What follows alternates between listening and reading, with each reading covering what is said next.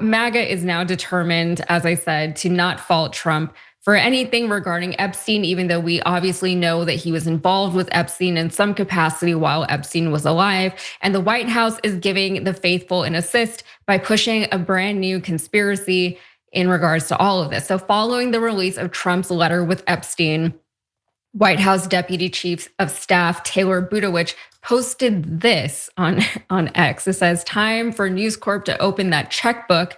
It's not his signature, defamation," and just all the clips of his signature and saying, look, it's not the same thing. And they're acting like this is definitive proof that this was a forgery. So 2 House Republicans backed the White House's excuse. So this is Representative Byron Donalds. Of course, it was him. He said, "What I see is not his signature. I've seen Donald Trump sign a million things." And of course, Tim Burchett also said, "Anybody can do a signature. To me, it's just bogus. The whole thing is bogus right now." And like here at TDR, we did do our due diligence because we do have decades of examples of Trump's signature, and they look exactly like what we saw in that book. Okay, so take a look for yourself. It's the same thing. Like there's variations on it, sure, but it is the same thing. My signature doesn't look exactly copy paste the same every time I do it. This is pretty close, okay? I don't know. So, and not everyone is talking about the signature.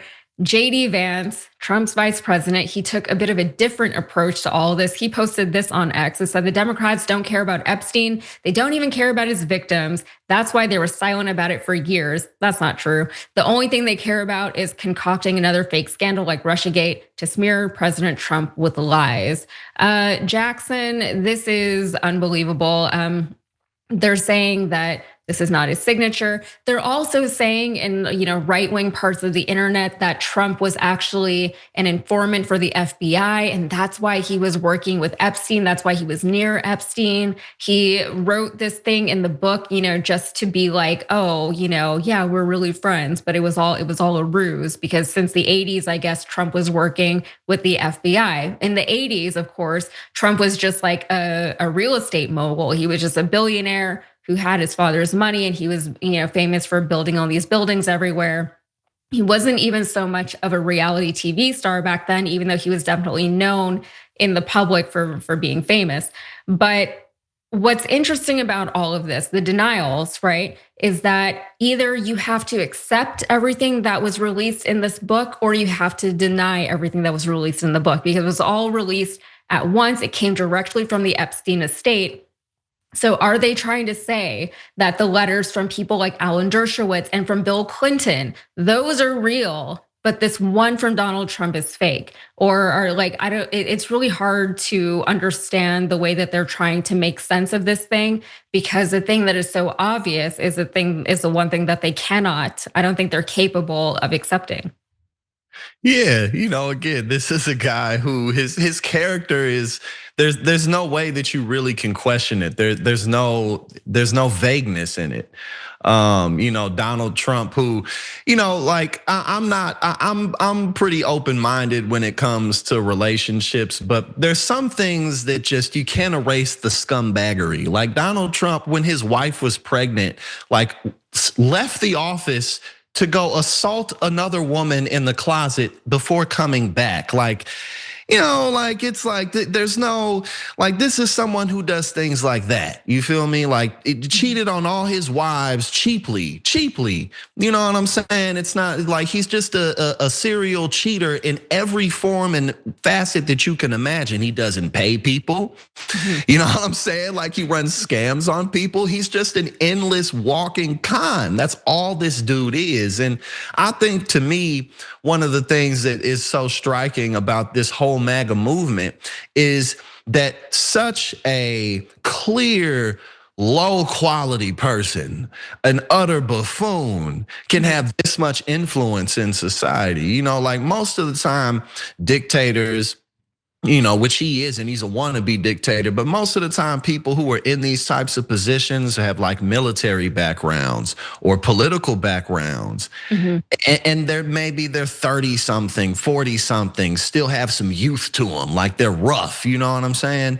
This dude is just the complete antithesis of all of that. And yet look at where we are. But it's really a shame. Sometimes I wish I worked in another field, but it is what it is now. Yeah. Yeah. I don't know how you got involved working in this field, but like my way of getting here was very organic just because things were happening and I had things to say about it. So I just put it on the internet. But Yeah. like it's interesting because there are days where, I'm so grateful to have this job and I love what I do. But some days you're just like, I can't deal with this right now because it's all so dumb. It's like, I don't know why certain things need to be said out loud, but the ecosystem that has been created, and maybe we're a part of that, for better or for worse, is that things come up and they have to be addressed, right? And I think that's part of the overall strategy of especially this Trump White House is that, they've said they want to flood the zone with nonsense, essentially, right? Because all that does is it keeps people busy because we have to talk about these things now, we have to debunk these things now, and we have to address it in a way that says, we're not complicit in this, we're not buying this from you, but at the same time, it distracts and detracts from other conversations that we could be and should be having. So whenever all this Epstein stuff comes out, you have the vice president who's saying, oh, the left never even cared about Epstein. They don't care about it. They only care about it now that Trump is implicated.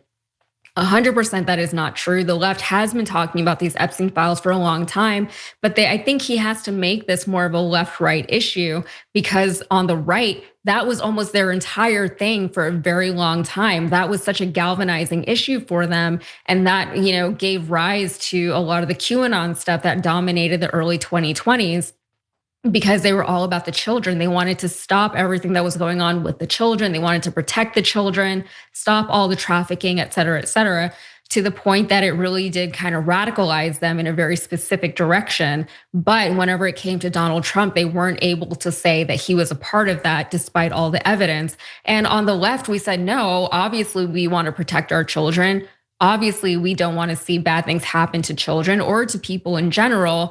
And if that means that somebody like Bill Clinton is implicated, then so be it. If it means that Donald Trump is implicated, so be it.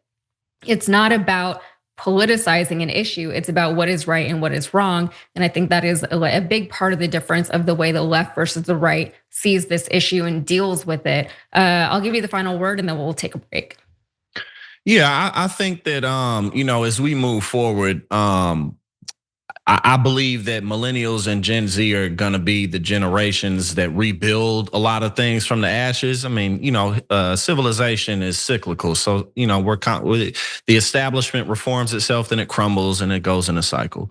But I think that a lot of the issues that we have to correct are pretty evident right now. One of them being the algorithm programs that the internet operates on. It doesn't show you the truth necessarily. It shows you what you want to see. And so people can get caught up in these negative spirals of disinformation and really feel like it's the truth because that's what they see when they Google things. They don't, they don't necessarily have access to a lot of this information because that's not how the algorithms work. Obviously, we know money in politics is a problem, and I always talk about local efforts because that's where, very supportive programs for the community can be started, can be funded in a variety of ways, whether it be like collecting money from like parking meter tickets to pay for this, stuff like that. I think that we need to get very creative going forward and just keep in mind that it's very possible to make the changes that we want. We just got to keep the hope alive and get a little creative.